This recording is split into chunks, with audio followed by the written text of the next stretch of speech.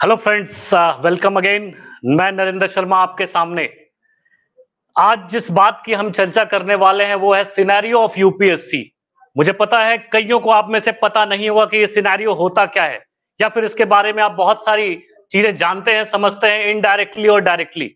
लेकिन मैं आपको बता दूं, अगर आपको एग्जाम पास करना है, सिविल सर्विस क्रैक करना है बेहतरीन रैंक से और टॉप 50 में अगर अपनी जगह बनानी है, तो आपको इस सिनेरियो को समझना पड़ेगा। तो आइए बिना समय गंवाए हम देखते हैं यूपीएससी का सिनेरियो क्या कहता है। यूपीएससी का सिनेरियो है क्या, हम किसकी बात करने जा रहे हैं, आइए देखते हैं। सबसे पहले अगर हम देखें, जब सिनेरियो की बात करते हैं तो आपको भी पता है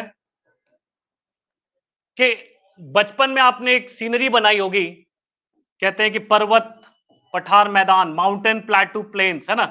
सन भी है, चिड़िया भी है, प्लेन भी है, प्लेटू भी है, सब कुछ था। तो बचपन में आपने ये सीनरी बनाई होगी, सबने बनाई होगी, इसको सीनरी कहते थे। और ये सीनरी क्या है? It is a combination of various landform, कई सारे स्थलाकृतियों का समूह होता है ये सीनरी, जो आपको बचपन में दिखाई देता था, स्कूल टाइम में आपने जरूर बनाया होगा। आज इसी सीनरी को साक्षात और प्रत्यक्ष रूप से अगर प्रमाणित किया जाए तो इसे ही सिनेरियो कहते हैं। और ये सीनरी जो कल थी आज सिनेरियो में बदल चुकी है। लेकिन आज आपको माउंटेन, प्लेटू और प्लेन नहीं मिलने वाले। आज आपको यहाँ पे वैली, रिवर्स और चिड़िया और सूरज ये नहीं मिलने वाले। आपको मिलेगा क्या? आप ध्यान रखिए, आपको मिलने वाला है, अगर आप सिनेरियो को समझना चाहते हैं तो सबसे पहले समझिए कि भाई पूरे सरफेस पे, पूरे अर्थ पर है क्या। यानी आप स्टार्ट करते हैं ज्योग्राफी से और वो होता है ज्योग्राफिकल सिनेरियो। तो जैसे ही आप ज्योग्राफिकल सिनेरियो या ज्योग्राफी से स्टार्ट करते हैं तो इसमें आपको ये देखना पड़ेगा कि इस ज्योग्राफी, जो सिनेरियो आपका ज्योग्राफी में है, वो सिनेरियो कहीं ना कहीं से जुड़ा हुआ रहता है। किससे? पॉलिटिकल से भी, हिस्ट्री से भी। क्योंकि आप जब तक पूरे ज्योग्राफी को, वर्ल्ड ज्योग्राफी यानी लोकेशंस, मैं बात बता दूं आपको, लोकेशन की आप जानकारी रखते हैं तो आपके बाकी टॉपिक्स भी बहुत आराम से कवर होते हैं। जैसे आप इंटरनेशनल रिलेशन पढ़ते हैं तो उसके सिनेरियो को आप समझेंगे। आप पॉलिटी पढ़ते हैं, पॉलिटिकल सिनेरियो समझेंगे। आप इकोनॉमी पढ़ते हैं, इकोनॉमिकल सिनेरियो समझेंगे। आप हिस्ट्री पढ़ते हैं, हिस्टोरिकल सिनेरियो समझेंगे। आप साइंस पढ़ते हैं, उसका भी सिनेरियो समझेंगे। जब तक, बशर्ते आपको ज्योग्राफी की लोकेशन पता हो।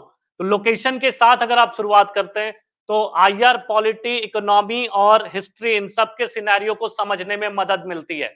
अब देखिए, जब आपने लोकेशन समझ लिया, आपको पता है कि फला कॉन्टिनेंट, फला कंट्री, है ना, डेवलप कंट्री या डेवलपिंग कंट्री, या जो अंडर डेवलप्ड है, बिल्कुल ही डेवलप नहीं है। इस तरह से अगर हम देशों का विभाजन कर देते हैं और आपको पता होता है कि इनकी स्ट्रैटेजिक लोकेशन क्या है, तो आप आधी बाजी यहीं जीत जाते हैं जिस दिन आपको पता चलती है कि कंट्री की स्ट्रैटेजिक लोकेशन क्या है।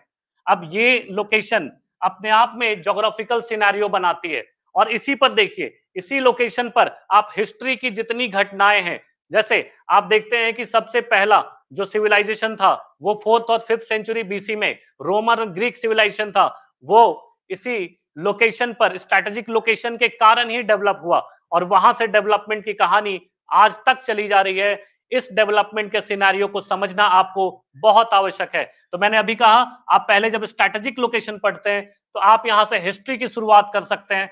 और हिस्ट्री में जो भी डेवलपमेंट हुई वो इसी अर्थ के सरफेस पर हुई, इन्हीं सी रूट्स में हुई, जिनको कॉन्कर करके यूरोपियन आज प्रीमियर इंस्टीट्यूशन खड़ा कर चुके हैं वर्ल्ड के आगे। चाहे वो इकोनॉमिक इंस्टीट्यूशन हो, पॉलिटिकल हो या हिस्टोरिकल हो, कोई भी इंस्टीट्यूशन हो, वो खड़ा कर चुके हैं।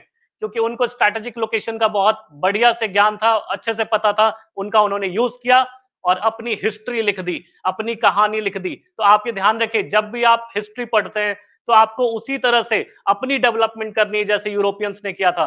तो आप अगर स्ट्रैटेजिक लोकेशन को जानते हैं, समझते हैं, तो आप अपनी हिस्ट्री खुद भी क्रिएट कर सकते हैं। क्योंकि जो भी हिस्टोरिकल डेवलपमेंट हुए हैं किसी ना किसी कॉन्टिनेंट पर, किसी ना किसी कंट्री के थ्रू, और ये यूरोपियन सेंटर था, centre of civilisation, centre of starting of civilisation, वहां से शुरुआत हुई, उन्होंने पूरे वर्ल्ड को कॉन्कर किया।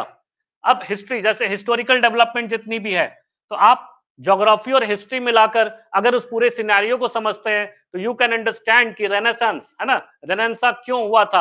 आप समझ सकते हैं कि जो भी रिवॉल्यूशन यूरोप में हुई थी, फ्रांस में हुई थी, ब्रिटेन, जर्मनी, जहां भी हुई थी, अमेरिका में हुई थी, इन सब क्रांतियों का उदय वहीं क्यों हुआ था, जब आप उसकी लोकेशन, स्ट्रैटेजिक लोकेशन को समझते हैं। तो यहां आप आगे स्ट्रैटेजिक लोकेशन पहले समझा आपने, हिस्टोरिकल डेवलपमेंट समझा। अब जब आप हिस्टोरिकल डेवलपमेंट समझते हैं तो आप ये ध्यान रखिए, पूरी हिस्ट्री से आज तक जिस चीज पे चर्चा हुई है, जो सेंटर पॉइंट रहा है, वो रहा है पॉलिटी। क्योंकि इकोनॉमी पहले केंद्र नहीं था, इंडस्ट्रियल रिवॉल्यूशन के बाद इकोनॉमी को हमने सेंटर में रखा।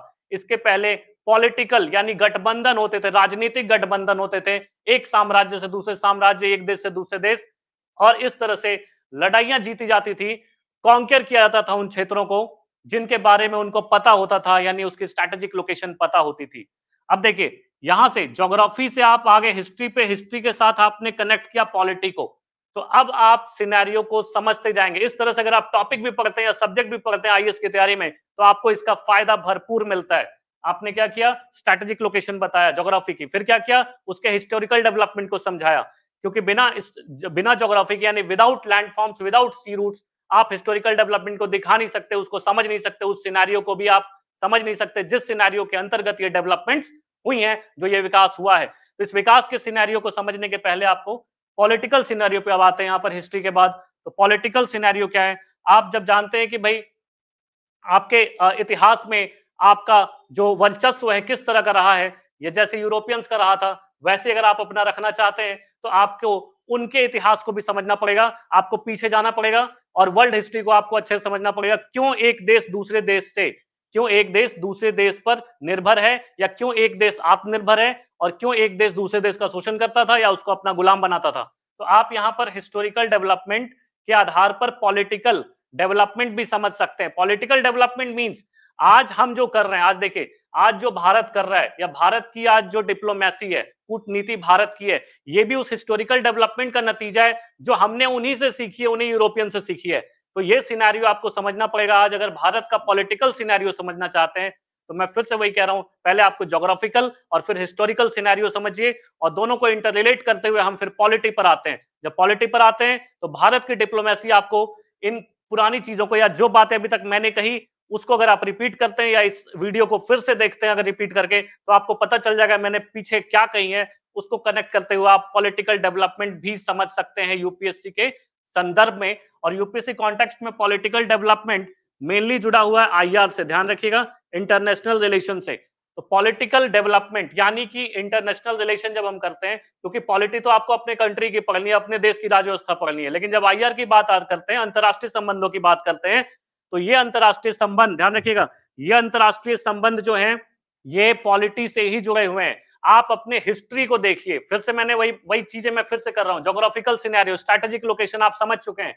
दूसरा, हिस्टोरिकल जो एस्पेक्ट्स है उस ज्योग्राफिकल लोकेशन से रिलेटेड जो हिस्टोरिकल डेवलपमेंट हुई, इतिहास में जो घटनाएं हुई है, जिनका विकास हुआ है, आप उसको भी देख सकते हैं, है ना। तो हिस्टोरिकल डेवलपमेंट आप समझ गए। इसके बाद आप आ गए पॉलिटिकल डेवलपमेंट पे। जब आपकी हिस्टोरिकल डेवलपमेंट हुई, यानी कि जब आपने आप अपने सभ्यताओं की शुरुआत हुई, लोगों का विकास हुआ, मानव का विकास हुआ, तो मानव ने क्या किया, एक दूसरे पर निर्भरता बताने के लिए या फिर एक दूसरे पर निर्भर बनने के लिए, एक दूसरे के सहयोग की अपेक्षा करने के लिए एक दूसरे से जुड़ना शुरू कर दिया। यही था पॉलिटिकल डेवलपमेंट। अब हिस्ट्री में जब आपको पता था कि इस साम्राज्य का या इस वंश का, इस डायनेस्टी का या इस राज्य का या इस स्टेट का जो राजा है, उसका बैकग्राउंड ये है, यानी उसका इतिहास ये है, तभी हम उससे जुड़ने जाते हैं। और आज की अंतरराष्ट्रीय डिप्लोमेसी को भी देखिए, इंटरनेशनल डिप्लोमेसी में भी जब भी नए नए जुड़ाव होते हैं, जैसे इंडिया का चाइना से, इंडिया का रशिया से, इंडिया का पाकिस्तान से, इंडिया का यूएसए, तो हम हमेशा देखते हैं कि उसका बैकग्राउंड क्या रहा है, उसका हिस्ट्री क्या रही है, और उसके हिस्ट्री के आधार पर हम अपने रिलेशंस को उस पर बनाते हैं, जिसे हम आईआर समझते हैं। तो ध्यान रखिए, हिस्टोरिकल डेवलपमेंट पर ही बेस्ड होता है पॉलिटिकल डेवलपमेंट यानी आईआर। आप अपने देश की राजनीति को तो बहुत अच्छे से समझते हैं, लेकिन आप अंतरराष्ट्रीय संबंधों में आप मात खा सकते हैं अगर आप पीछे की सिनेरियो को नहीं समझते, यानी ज्योग्राफिकल सिनेरियो, हिस्टोरिकल सिनेरियो और पॉलिटिकल सिनेरियो किसी भी कंट्री की। अब पॉलिटिकल सिनेरियो आप समझ चुके हैं, इसके बाद अब आते हैं आईआर पे, यानी नए संबंधों पर। तो जब हम नए संबंधों की बात करेंगे तो ध्यान रखिएगा कि जब भी नए संबंध बनते हैं, जैसे आज हमारे अमेरिका के साथ संबंध बने, अब हम रशिया की तरफ भी जा रहे हैं, और नए नए संबंध जैसे ब्राजील के साथ, ऑस्ट्रेलिया के साथ, है ना, जापान के साथ भी बन रहे हैं, क्योंकि हमें एक बहुत बड़े, है ना, बहुत बड़े एक चाइना जैसे देश जो सभी देशों पर अपना साम्राज्य या फिर सभी पूरे विश्व में अपना साम्राज्य स्थापित करना चाहता है, वो भी गलत तरीके से यानी इल्लीगल तौर पे। अब देखिए यहाँ क्या है कि आप समझ चुके हैं चाइना की पॉलिटिक्स क्या है, चाइना के इंटरनल पॉलिटिक्स क्या है, और आप देख चुके हैं कि भाई यूएस की इंटरनल पॉलिटिक्स क्या है, उनके घर की क्या राजनीति है, रशिया की क्या है, जापान की क्या है, ऑस्ट्रेलिया की क्या है, ब्राजील की क्या है, सबकी आंतरिक राजनीति का आपको थोड़ा थोड़ा ज्ञान है। और इसी ज्ञान के आधार पर आप अंतरराष्ट्रीय संबंध बनाने चलते हैं। और जब अंतरराष्ट्रीय संबंध इस आधार पर बनते हैं तो आपको समझना भी पड़ता है कि अंतरराष्ट्रीय संबंध, ध्यान रखिएगा, यूपीएससी जो अंतरराष्ट्रीय संबंध के मामले में आपसे जो अपेक्षा करती है, आपसे जो डिमांड करती है, वही आपको बताना आवश्यक है। अगर वो नहीं बताया गया तो आप किताबी बातें पढ़ के कभी भी उस व्यू पॉइंट के साथ नहीं आ सकते हैं जो यूपीएससी आपसे डिमांड करती है। तो आईएएस की परीक्षा को पास करने के लिए ध्यान रखिए, आपको आईआर तो समझना है, लेकिन उसी अंदाज में समझना है जिस अंदाज में यूपीएससी चाहती है। और इसको समझने के लिए आपको फिर से मैं बता दूं, उसी सिनेरियो पे आना पड़ेगा। Geographical scenario, then historical scenario, political scenario, और फिर आईआर। अब यहां देखिए आईआर जो बनते संबंध है, आज हम बात कर रहे हैं नए नए संबंधों की, तो नए संबंधों का आधार सिर्फ और सिर्फ इकोनॉमी है। ध्यान रखिएगा, आज हमारे पास, अब मैं इसको कनेक्ट कर रहा हूं इकोनॉमी से। अब जो नया सिनेरियो बनकर आया है यहाँ पे, ये है इकोनॉमिक सिनेरियो, क्योंकि पूरा वर्ल्ड आज एक ही बात कर रहा है इकोनॉमिक डेवलपमेंट की, इंडिया भी बात कर रहा है इकोनॉमिक डेवलपमेंट की। छोटी से छोटी कंट्री, बड़ी से बड़ी कंट्री भी इकोनॉमिक डेवलपमेंट की बात कर रहे हैं, क्योंकि आज पता है सबको कि रिसोर्सेज खत्म हो रहे हैं, रिसोर्सेज खत्म हो रहे हैं, रिसोर्सेज डिप्लीट हो रहे हैं। तो क्या करें हम, हमें एक दूसरे पर निर्भर रहकर अपना काम चलाना है, अपने देश को आगे बढ़ाना है। तो इस तरह से अगर अंतरराष्ट्रीय संबंध बनते हैं जहां पर इकोनॉमिक पक्षों को यानी आर्थिक पक्षों को, इकोनॉमिक एस्पेक्ट्स को सेंटर में रखा जाए, तो ये इकोनॉमिक सिनेरियो बनाता है। लेकिन इकोनॉमिक सिनेरियो को समझने के लिए आपको फिर से बता दूं, पहले जो मैंने बताया था अभी थोड़ी देर पहले, पॉलिटिकल सिनेरियो और आईआर पैरेलल चलेगा। आईआर और इकोनॉमी आजकल पैरेलल चल रही है। आईआर कई पक्षों से बनता है। पहले के रिश्ते जो बनते थे सिर्फ युद्ध करने के लिए बनते थे, आज के रिश्ते अपनी इकोनॉमी को बचाने के लिए करते हैं, अपने आप को बचाओ, अपने आप को बचाने के लिए अंतरराष्ट्रीय संबंध में जो विकास होता है वो दिखाई देता है।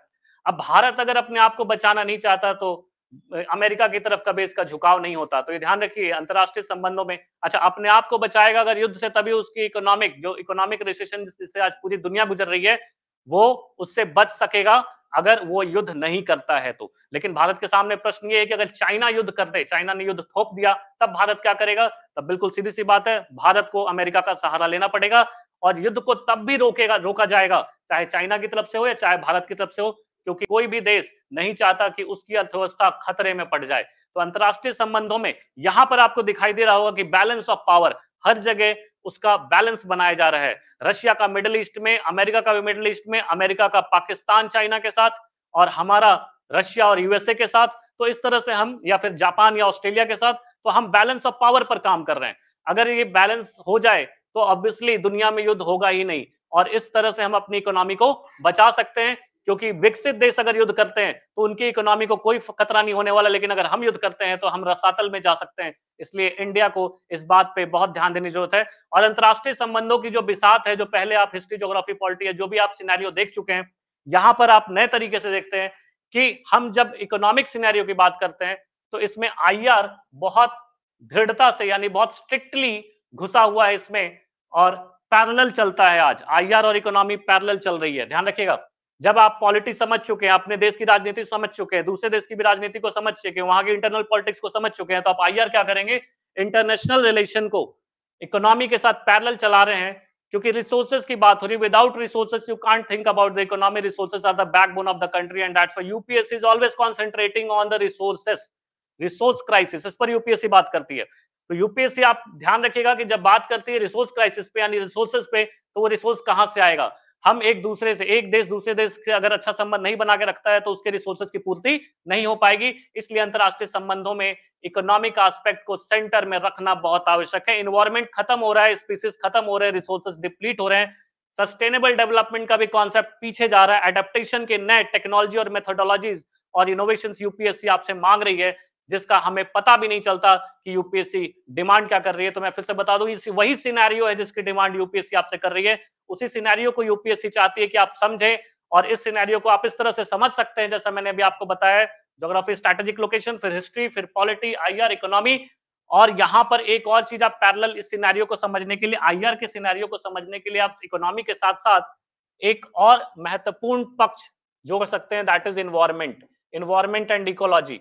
तो ये साथ में ही चलेगा ये सिनेरियो। अब जैसे आईआर का, अब आप आईआर सिर्फ, मैंने पहले ही कहा है कि पहले के रिलेशन जो बनते थे युद्ध करने के लिए बनते थे, साम्राज्य को जीतने के लिए बनते थे, कॉन्कर करने के लिए बनते थे, है ना। अब क्या है, अब नए रिश्ते जो बन रहे हैं वो इकोनॉमिक कंसर्न है। इकोनॉमिक कंसर्न का सबसे बड़ा रिलेशन इन्वायरमेंट से भी है, ठीक है। मतलब आईआर इस पूरे सिनेरियो को आप समझते हैं। अब जैसे आपसे क्वेश्चन पूछा गया कि भाई क्यों भारत आज अमेरिका की तरफ झुकता हुआ दिखाई दे रहा है, तो क्या आपको लगता है कि भारत झुकता हुआ दिखाई दे रहा है, या आपको लगता है कि अमेरिका भारत की तरफ झुकता हुआ दिखाई दे रहा है? कतई नहीं, दोनों नहीं झुक रहे हैं, दोनों अपने अपने फायदे की बात कर रहे हैं। अमेरिका जब भी बात कर रहा है तो जीपीएस सिस्टम को हिंद महासागर में लगाने की, ताकि यहां के रिसोर्सेस पर भी उसका कुछ अधिकार हो और भविष्य में उसको इन संसाधनों से भी फायदा हो, क्योंकि मैंने अभी बताया था कि संसाधन खत्म हो रहे हैं। तो इस सिनेरियो को समझिए। अभी का सिनेरियो क्या है, इकोनॉमी, इकोनॉमी यानी रिसोर्सेस, रिसोर्सेस खत्म हो रहे हैं, मैं बार बार कह रहा हूं। अंतरराष्ट्रीय संबंध का आधार इकोनॉमी है और इकोनॉमी का आधार रिसोर्सेस है, और रिसोर्सेस का आधार क्या है, इन्वायरमेंट एंड इकोलॉजी है। तो इन्वायरमेंट एंड इकोलॉजी को समझना बहुत आवश्यक है। अगर इन्वायरमेंट इकोलॉजी को समझते हैं तभी तो ग्लासगो में प्रधानमंत्री ने आज क्या किया, प्रधानमंत्री ने हमें एक बहुत बड़ा, मतलब एक बहुत बड़ा चैलेंज विश्व के सामने रख दिया है ग्लासगो सम्मेलन में, कि हम शुरुआत, इंडिया हर तरह से तैयार है, इंडिया लड़ने के लिए तैयार है। कहां पर, भारत में किसी भी तरह की आपदा है, भारत को किसी भी तरह से पर्यावरण नुकसान हो, उससे लड़ने के लिए भारत हमेशा तैयार है। और ये देखिए, अब अंतरराष्ट्रीय संबंध नए जो बन रहे हैं, भारत की तरफ सारे देश क्यों देख रहे हैं, क्योंकि पता है कि इन्वायरमेंट, पर्यावरणीय मुद्दों को लेकर जो पहल भारत ने दिखाई है वो किसी और देश ने नहीं दिखाई है। तो इस सिनेरियो को समझिए कि इन्वायरमेंटल कंसर्न भी एक बहुत बड़े मुद्दे के रूप में उधर के आता है और अंतरराष्ट्रीय संबंधों की शुरुआत होती है। इस सिनेरियो को समझने के बाद आप जब रिसोर्सेस पे बात करेंगे तो बिल्कुल ठीक है, जब इन्वायरमेंट में हमें क्राइसिस है, हमारे पास रिसोर्सेस नहीं है, हम दूसरे देश से रिसोर्सेस लेते हैं और उसका यूज करते हैं, तो हमारी इकोनॉमी यानी हमारी जीडीपी को भी फायदा मिलता है। तो ध्यान रखिए। अब ये देखिए, मैं एक बार शॉर्ट में आपको बता दूं ये सारे सिनेरियो। अब कहते हैं भाई यूपीएससी, यूपीएससी का एग्जाम देने जा रहे हैं लोग, जा रहे हैं, देखिए ध्यान से सुनिएगा, यूपीएससी एग्जाम देने जाते हैं, किताबें पढ़ते हैं, नोट्स पढ़ते हैं, मार्केट में जाते हैं, इधर जाते हैं उधर घूमते हैं, कोई रिजल्ट नहीं आता। कारण यही, सिनेरियो को हम नहीं समझ पाते। अगर आपके दिमाग में सिनेरियो को डाल दिया जाए क्लास में, तो आप बिल्कुल सही ढंग से किताबों को, नोट्स को, मटेरियल को उसी रास्ते में लेकर जाएंगे जिस रास्ते से आप तैयारी करना नहीं जानते थे, वो आप जान जाएंगे। और किस तरह से उन लोगों का भी सिलेक्शन हो जाता है जिनसे आपने कभी उम्मीद नहीं की थी, शायद वो इस सिनेरियो को समझते होंगे, तभी उन्होंने ये तैयारी और इस तैयारी में अपनी सफलता सुनिश्चित कर ली है। तो मेरे प्यारे दोस्तों, मैं आपको बता दूं कि ये सिनेरियो समझना बहुत जरूरी है। ये तो सिर्फ एक ग्लिम्स था, ये सिर्फ और सिर्फ आपको एक कह सकते हैं कि एक झलक थी ये, क्योंकि इसको पूरे डिटेल में समझने के लिए ऑब्वियसली हम क्या करते हैं, क्लासेस अटेंड करते हैं और इनको डिटेल में, स्ट्रैटेजिक लोकेशंस क्या है, कौन कौन से स्ट्रैटेजिक लोकेशंस हैं, हिस्ट्री में कौन कौन से वो डेवलपमेंट हुई हैं जो इस स्ट्रैटेजिक लोकेशन से ही रिलेटेड है, बाकी डेवलपमेंट की बात ही नहीं करनी। इससे हमारा टाइम भी बचेगा, हमारा समय भी बचेगा और हम जल्दी से जल्दी अपनी सफलता तक पहुंचेंगे। पॉलिटिकल पॉलिटिकल सिनेरियो, अब देखिए पॉलिटिकल सिनेरियो में हम सारे देश की पॉलिटिक्स पढ़ने की कोई जरूरत नहीं, आप अपने इंडिया की पॉलिटिक्स पढ़िए, भारत की राजव्यवस्था पढ़िए, दूसरे उन देशों की पॉलिटिक्स को समझने की कोशिश कीजिए, जैसे China, India, sorry China, Pakistan, America, Russia, Japan, Brazil, Australia, जिनका संबंध भारत को, मतलब जिनसे हमारा संबंध अगर हो तो हम प्रभावित हो सकते हैं। सिर्फ उन देशों की पॉलिटिक्स को थोड़ा बहुत समझना होता है और ये आपके सिलेबस में भी है, कोई मैं नई बात नहीं कह रहा।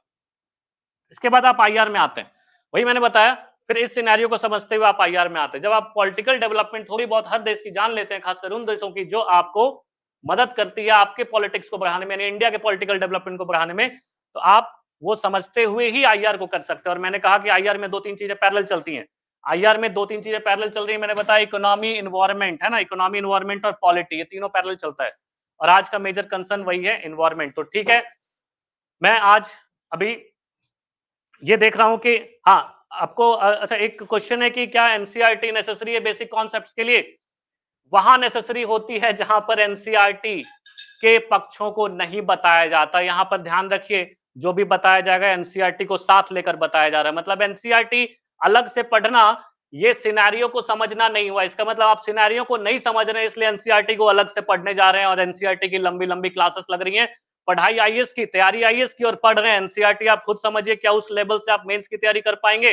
पीटी में हाँ, थोड़े बहुत क्वेश्चन सॉल्व हो जाते हैं एनसीईआरटी सिर्फ पढ़ने से, लेकिन ये तैयारी का एक गलत तरीका है जिसमें हम एनसीईआरटी से शुरुआत करते हैं। क्योंकि अगर भाई आप जब अपनी क्लासेस लेने जाते हैं, कोचिंग क्लासेस लेने जाते हैं, अगर वहां एनसीईआरटी कराया जा रहा है, सिर्फ एनसीईआरटी, तो आप ये ध्यान रखिए कि फिर आपको उस लेवल की वहां पे पढ़ाई यानी उस लेवल की स्टडी वहां पर नहीं हो रही है, इसीलिए आप एनसीईआरटी पढ़ रहे हैं। तो एनसीईआरटी जरूरी है, लेकिन एनसीईआरटी के लिए अलग से मेहनत जरूरी नहीं है। ये सिर्फ आप क्लास में जब सब्जेक्ट चल रहा होता है तो उसको बेसिक से एडवांस लेकर चला जाता है, जिसमें आपकी एनसीईआरटी की भी कवरेज हो रही होती है। ठीक है, तो ये ध्यान रखिएगा कि जो शुरुआत है, स्ट्रैटेजी है, ये तो भाई छोटा सा चलो एक भाई एक ग्लिम्स है जिसमें हम सिनेरियो पे बात कर रहे हैं। और ये ध्यान रखिएगा कि आने वाले टाइम में यूपीएससी जो इतना डायनामिज्म है इसके सिलेबस में, अगर उस डायनामिज्म को समझने की क्षमता नहीं है, तो मैं कहूंगा आप गलत रास्ते पे जा रहे हैं। अगर आप सही रास्ते पे जाना चाहते हैं, बिल्कुल जा सकते हैं, लेकिन उस सिनेरियो को समझिए जो चल रहा है आज के समय में। आज के समय में अब आप कहते हैं ज्योग्राफी, आप कभी-कभी कहते हैं कि सिलेबस में बहुत कुछ है, लेकिन कभी-कभी सिर्फ करंट अफेयर पूछता है, कभी नहीं पूछता है, कभी हिस्ट्री पूछता है, कभी पॉलिटी पूछता है। और आप कभी-कभी ऐसा गेस करके भी जाते हैं कि अच्छा ठीक है, ये वाला टॉपिक पढ़ के चले जाएं तो मेरा क्लियर हो जाएगा। ऐसा बिल्कुल नहीं होता, क्योंकि जो सिनेरियो चल रहा है, आप जब उसको समझ ही नहीं पाएंगे तो आप गेस भी नहीं कर पाएंगे। यानी कि आज के टाइम में कौन सा सिनेरियो चल रहा है अंतरराष्ट्रीय स्तर पर, बताइए। पर्यावरण बहुत बड़ा मुद्दा है, और पिछले कई सालों में आपने देखा होगा पर्यावरण से भी क्वेश्चन काफी ज्यादा इंक्लूड हुए। इस बार के प्रीलिम्स में भी पर्यावरण के क्वेश्चन थे। तो आपको सिनेरियो समझना होता है। अच्छा, पर्यावरण से रिलेटेड इकोनॉमी, आप पीटीए क्वेश्चन उठाकर देख लीजिए। मेरी बात अगर गलत साबित हो जाए तो मुझे आप आकर कहना मेरे लाइव क्लास में। हर कोई क्वेश्चन आप नहीं पहचान पाएंगे कि ये पॉलिटी का है कि इकोनॉमी का है कि ज्योग्राफी का है कि साइंस टेक का है कि इकोनॉमी का है। सब कुछ जुड़ा हुआ है। यानी यूपीएससी भी आपसे सिर्फ पर्टिकुलर सब्जेक्ट की स्टडी नहीं मांग रही है, उन सब्जेक्ट के सिनेरियो को समझने की बात कर रही है। अगर आप ये पूरा सिनेरियो नहीं समझ पाते तो ऑब्वियसली उस सब्जेक्ट को पढ़कर अपना टाइम आप वेस्ट कर रहे हैं, जिसका कोई फायदा नहीं होने वाला है। ध्यान रखिएगा। तो इस सिनेरियो को समझिए, और आगे अगर कोई क्वेश्चन, मुझे लगता है कि अभी अब आपको एक बात बता दूं कि इस सिनेरियो को समझने के बाद आपको राइटिंग भी जरूरी है। आप लिख पाते नहीं उसको, प्रेजेंटेशन, उसका प्रेजेंटेशन जरूरी है। प्रेजेंटेशन कर लेते हैं, यानी सिनेरियो को समझ के जो कंटेंट आपके पास है उसको रिवाइज कीजिए। रिवाइज करने के बाद लिखिए।